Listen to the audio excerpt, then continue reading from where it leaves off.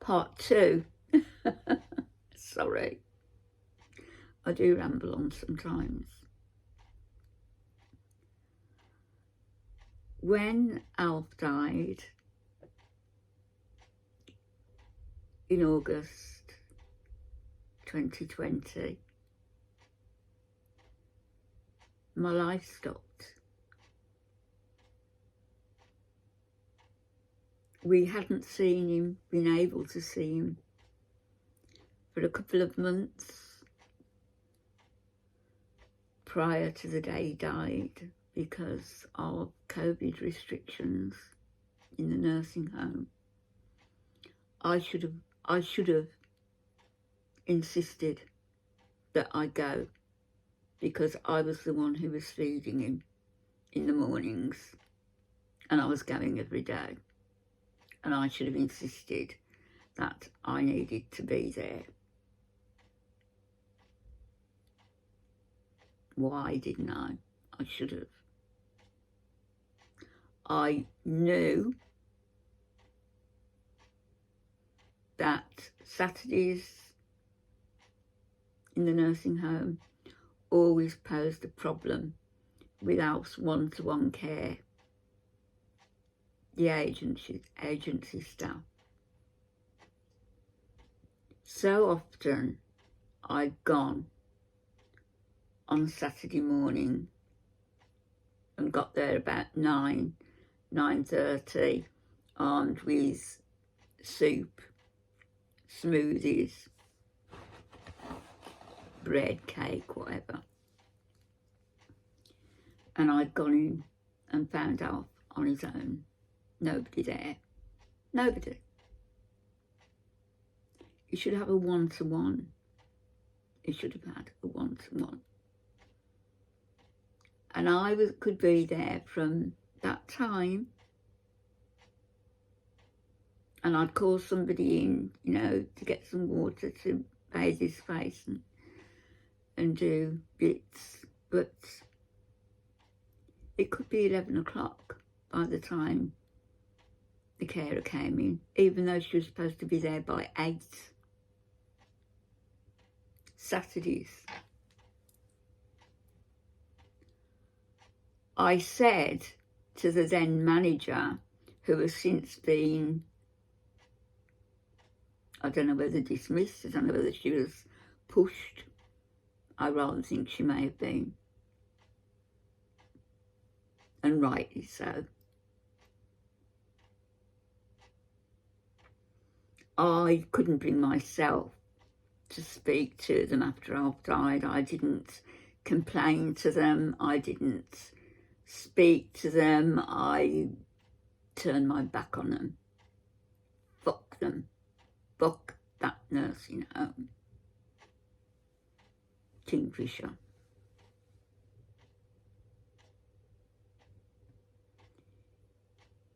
Alf should never have been left on his own. One of the other staff, permanent staff, should have gone in there with him. And if they didn't have enough staff, then they should have employed the staff, because the amount of money paid for each resident in that nursing home was astronomical.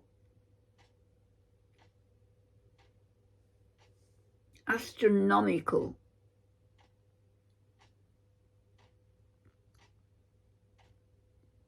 But they didn't, they left him. I spoke to the manager and the assistant manager on one occasion, and my kids were with me, and I said, something is going to happen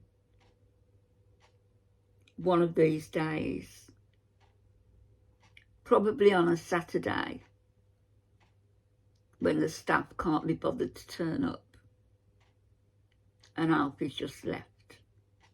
And they said, oh, no, that doesn't happen. I said, it does happen, because I've come in and I've found it occurring. I've stayed overnight, and I've gone in, and they didn't even realise I was there. I'd already got permission to go, to stay. from the manager, but the night staff, when I went in, and they buzzed me in, but I don't think the head nurse knew that I was there and that I was staying overnight. So I went in to go into Alf's room, and I sit in the chair. I didn't want to bed or anything. I just sit in the chair with the coat round my shoulders and, give him a drink, give him what he needed. And they're supposed to check every 20 minutes. Nobody came in. The only time somebody came in, I'd been there for 2 hours, over 2 hours. And then the only time somebody came in was the head nurse. "Oh, you're here." I said, "Yeah, I'm staying tonight." So she gave Alf his meds, and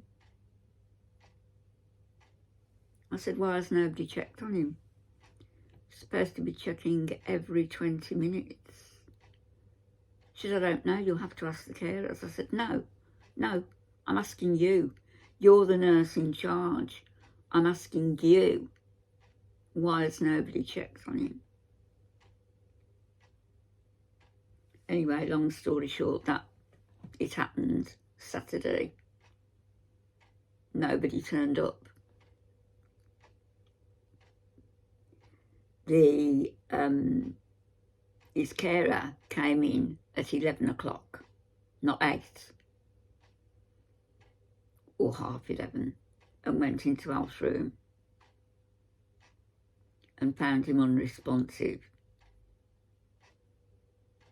So he'd been left probably from 6 o'clock the previous night until 11:30 the next morning. Fuckers. Kingfisher nursing home. You know what you did. Negligence.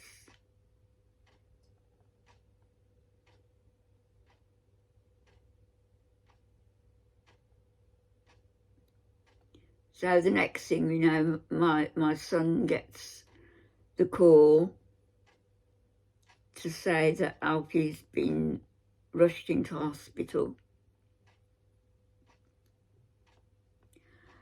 And we needed to go. So we did, all of us.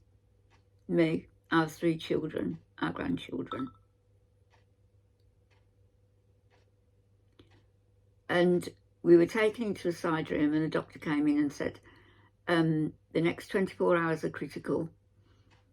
Your husband is on a ventilator. We've taken him off the ventilator. I said, "Why have you taken him off the ventilator? Why? If he's having difficulty, are you saying his life isn't worth saving because of his Parkinson's and because of his Lewy bodies?" And he said, "Oh, no, not so." They were saying that. They allowed Alf to die. I fully believe that in my heart.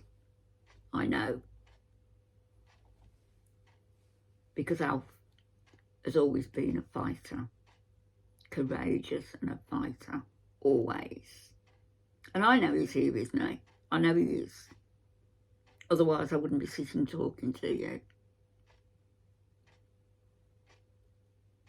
They took him off the ventilator. We went into the room. He was lying there on a bed with a sheet. And I said to the nurse, "Can you get him a blanket?" Now, although it was August, it was still chilly in there.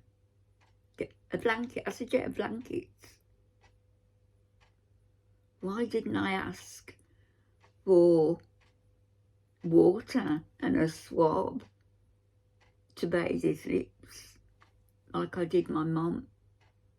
I don't know. I don't know. I was like candy floss all over the place. My kids and my grandkids stood there, and we all, you know, we held his hand and stroked him, and I held his head and I was kissing him. And the nurse said, next 24 hours are critical. The doctor, sorry. She lied, she knew it wasn't going to be 24 hours. And Alf died half an hour later.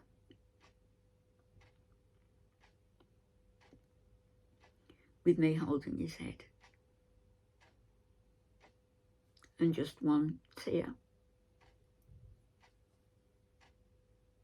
came out. But also, and this was quite amazing, as Alf was taking his last breath, it was ever so, and I didn't know it was going to be his last breath, he got these piercing blue eyes, Alf had. I've never seen anybody with such brilliant blue eyes.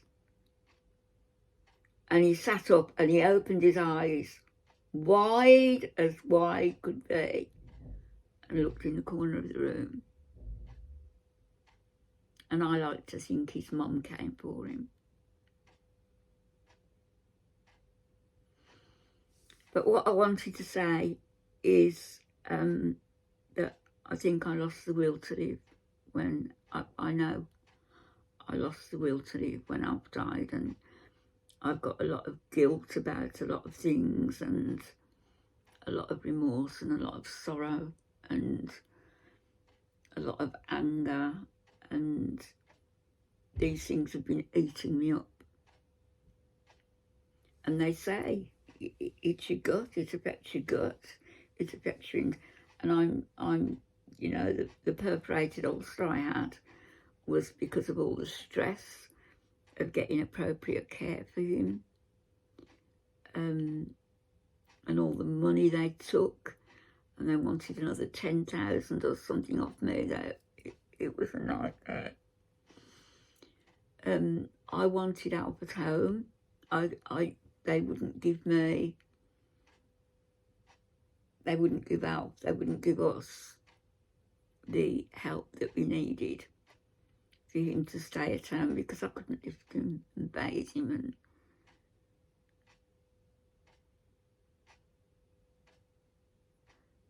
so I've lost the will to live, and I've been a dead person, really. I've come on here and done videos and laughed and joked, but behind closed doors, that's not how I was. You saw my outer facade, and now I've got to try and stop. It's 3.5 years going on. It'll be 4 years this year, and I will grieve for the rest of my life until he comes for me. Every minute of my life. But in the meantime, I have to live, and he would want me to live, and I have to find a way to do that. I'm fumbling. I'm struggling. But I've decided that I have to. And I have to help myself. And all these problems with my gut and my throat and everything, and the ulcer, it's all stress related. It's all grief related. I know that. And I know that's not